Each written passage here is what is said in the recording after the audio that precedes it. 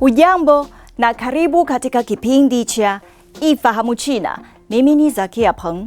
Mfumo wa kisasa, vifaa vya haraka na ufikiaji wa masoko ya kimataifa vimekuwa vikiunda mfumo mpya wa uchumi wa machungwa wa kijiji kilicho kusini magharibi mwa mji wa Chongqing wa China, ukiakisi mabadiliko katika maeneo ya vijijini yaliyokuwa maskini yanayoboreshwa hadi kuwa na kilimo cha kisasa. Ni msimu wa mavuno katika kijiji cha Fuchang cha Chongqing, ambapo machungwa hukomaa katika maelfu ya hekta, matunda mazito yakining'inia kwenye matawi. Droni, vifaa vya usafirishaji vya kiotomatiki, vyombo vilivyopozwa awali na takwimu za wakati halisi sasa zimejiunga na uvunaji wa wakulima.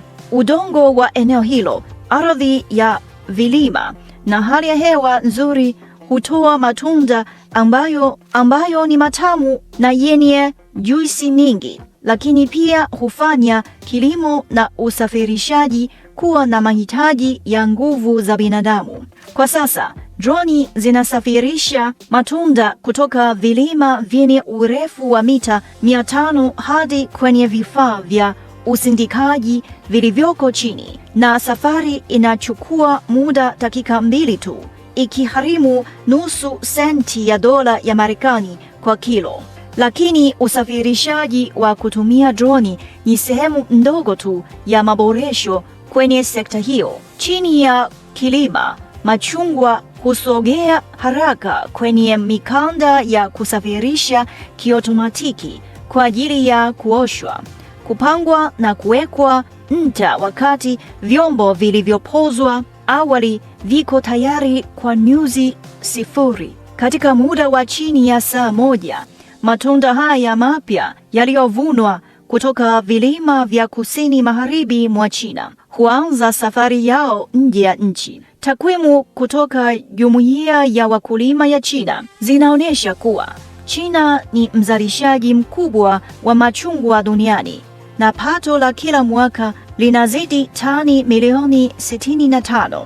Kijiji cha Fuchang ni mfano wa kawaida wa maeneo ya vijijini ambayo hapo awali yalikuwa maskini, ambayo yamehamia kwenye sekta zenye maendeleo zinazolingana na nguvu za ndani zilizoimarishwa na kilimo cha machungwa tangu mwaka 2015, wakati kampeni ya China ya kuondoa umaskini uliokithiri ilipata mafanikio ya jumla na kushuhudia mapato makubwa na ukuaji wa haraka kuliko wastani wa kitaifa kwa miaka 5 mfululizo. Haya, kwa leo kipindi hiki kinaishia hapa. Katika kipindi kijacho nitaendelea kukuletea mambo mengine yanayovutia kuhusu utamaduni na jamii ya China. Asante kwa kuwa nami. Mimi ni Zakia Peng. Kwa heri. Kwa taarifa zaidi kuhusu China, unaweza kutembelea tovuti ya CRI Kiswahili na marafiki_CN kwenye Facebook. Pia unaweza kupakua app ya Cheche kwenye Google Play na Palm Store.